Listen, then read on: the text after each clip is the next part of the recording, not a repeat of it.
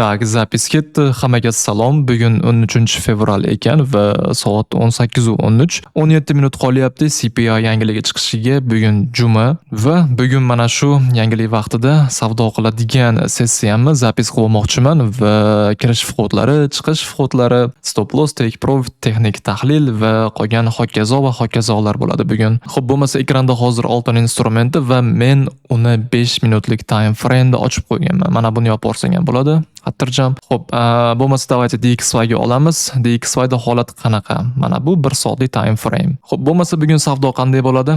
Bir necha soniyalar avval balki bitim ochib ko'rarman kichikroq risk bilan. Menimcha o'ylayman birinchi impuls pastga bo'lsa kerak. Birinchi impulsni pastga kutaman. Hozir 2026-yilda impulsni qaysi tarafga bo'lishini ham odam to'g'risini aytsam bilish qiyin. Avvalgi vaqtlar o'tib ketdi. 5 minutes later. Balansda $200 pul bor, savdoda bo'lsa Exness brokerida amalga oshiraman. Agar sizga mana shu broker qiziq bo'ladigan bo'lsa, videoda izohida, videoda opitsiyasida mana shu brokerda web saytini topishingiz mumkin. Xo'p, bo'lmasa bu yog'i oz qolyapti. 10 minut vaqt bor yangilik chiqishiga. A few minutes later. Давайте shu joyda Exness brokerini test qilib ko'ramizmi prosta? 001 eng kichkina mikrolotda bitim ochdim. Давайте stop loss oladimi yo'qmi hozir tekshiramiz. Stop loss mana bu oxirgi 5 minutlik yo'q, 15 minutlik lowga va take profit bo'lsa, mana shu atroflarga yuqoridagi hayd yangilashga qo'yamiz. Qani, katta harakat bo'lgan paytda ushlaydimi yo'qmi hozir ko'ramiz. Давайте mana buni bundoq qilamiz. 25 vaqt qolyapti va tekshiramiz. 5 4 3 2 1. Qaysi tarafga?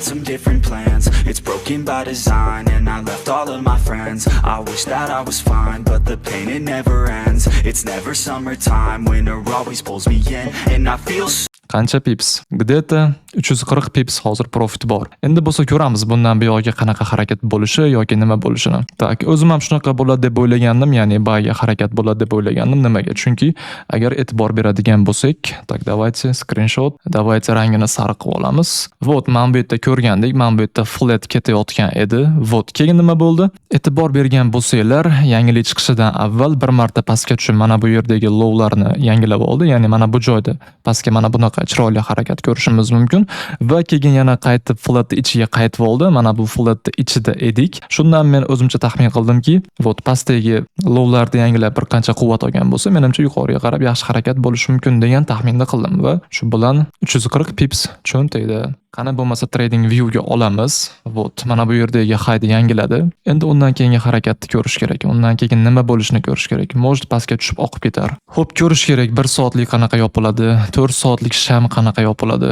Ko'rish kerak. Juda ham qiziq ko'rish kerak. Agar mana bu yerdagi lowni menimcha yangilab oladigan bo'lsa, keyingi impuls boshlangan narxgacha menimcha qancha masofa qolyapti? 136 pipslar atrofida masofa qolyapti-kan. Mana shu joyga sell stop qo'yib ko'rsa bo'larmikin degan savolda turibman. A few minutes later.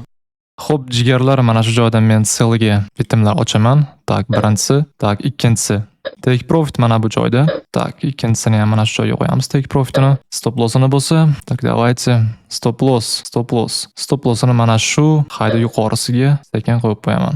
Yangilikda yuqoriga chiqdi, haylarni yangiladi, test qildi, lekin respected bo'lib yopilyapti mana bu joyda. Ya'ni hurmat qilgan holatda mana bu joydagi rezistancelarda yopilyapti.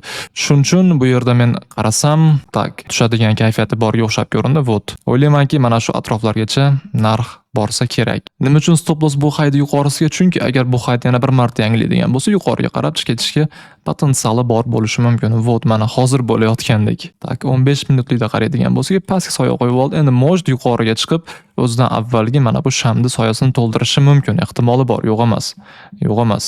Ну, qani ko'ramiz, kuzatamiz. You left me outside in the cold again.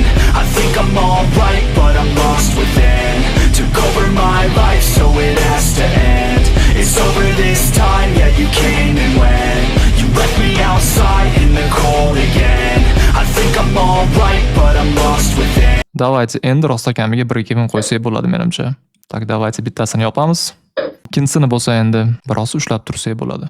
Bugun hech qanaqa razgon bo'lmadi, hech qanaqa katta bitimlar ochish bo'lmadi. Men o'zimga savdo boshida aytgandim, bugun bunaqa razgon qilib ishlamayman, chunki bu razgon orqali savdo qilib YouTube'ga qo'yadigan bo'lsam, odamlar shundan ko'rib o'rnak olib va u shunaqa razgon qilmoqchi bo'lib, ko'p pulni yo'qotmasin degan maqsadda stop loss va take profitlar bilan ishlagan videolarimni ko'proq qo'yganim menimcha maqsadga muvofiq bo'ladi. Mana endi agar mana bu hayd yangilaydigan bo'lsa, yuqoriga chiqib soyani to'ldirishi mumkin. Yangiladi. Endi yuqoriga chiqib soya to'ldirish ehtimoli bor. Davayt shu joyda yana bitim ochamiz. Yuqoriga chiqib soya to'ldirishiga. Davayt. Bu bugungi oxirgi bitim bo'ladi. Tak. Stop loss qayga qo'yamiz? Davayt birinchi bo'lib take profit yuqoriga chiqib soyalar yangilashiga. Take profit mana bu atrofda. 5 minutlikka qaramabman, pastida soyasi yo'q ekan. Bu katta ehtimol pastga tushib, o'zidan avvalgini to'ldiradi soyasini. Tak, davayt yopamiz. Buni yopish kerak. Naborot, sell yochish kerak bu joyda. Davayt birinchi bitim ochib olaylik. Bitta bitim kattaroq bitim ochgan bo'lishi mumkin, lekin bu yerda ishonchim komil, pastga yaxshigina tushish qilib berish kerak bu joydan. Take profit deb mana bu atrofga bo'ldi. Bitimlar ochiq, hammasi tayyor. O'ylaymanki, narx yurib borib, mana bu joydagi impuls boshlangan joygacha narx borish ehtimoli katta. Stop loss bo'lsa mana shuni yuqorisida. Davayt mana bu low'da pastiga bo'lsa take profit qo'yamiz. Shu oxirgi bitim bo'ladi. Left me outside in the cold again. I think I'm alright, but I'm lost within. Took over my life, so it has to end. It's over. Davayt mana shu joyda, mana bu katta bitim degani yopdim $31. Mana buni bo'lsa break evenga qo'yaman. To'g'risini aytsam, katta daromadni yo'qotgim kelmadi. Katta lotdagi mana buni bo'lsa break evenga qo'yib qo'ydim, ya'ni bez ubitkaga. Katta ehtimol bez ubitkani urishi mumkin, har narsa bo'lishi mumkin bozorda. You left me outside in the cold again. I think I'm alright, but I'm lost within. Took over my life, so it has to end. O'rtoqlar break even'da urdi.